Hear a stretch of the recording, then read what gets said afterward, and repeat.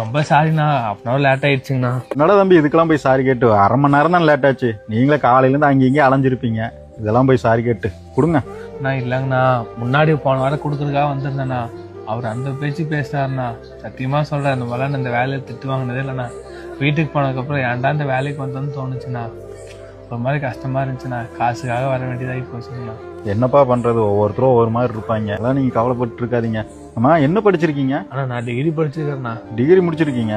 படிச்ச பசங்களா இதே வேலை தான் செஞ்சுட்டு இருக்கீங்க. ஆமாம். பரவாயில்லையா? ஓகேண்ணா, இந்த மாதிரி யாரும் மாட்டாம இருந்தாங்கன்னா நம்ம மாதிரி ஜாலியா சுத்துவீங்க. ஆமா. தண்ணிக்கு ஏதாவது சாப்பிட்றீங்களா? நான் கொஞ்சோன்னு கொடுக்குறீங்களா? தம்பி ரொம்ப தேங்க்ஸ்ண்ணா. என்னப்பா வாரத்துக்கு 300 தடவை தேங்க்ஸுங்கிறேன். குடிப்பா. நான் இல்லைங்கண்ணா, இந்த மாதிரி வேலைக்கு யாரும் இந்த மாதிரிலாம் தண்ணி மட்டும் வந்து கொடுத்தலாம் பார்த்ததே கிடையாதுண்ணா. ஃபர்ஸ்ட் டைம் இந்த மாதிரி தண்ணி கொடுக்கறலாம் பார்க்குறேண்ணா. குடிப்பா.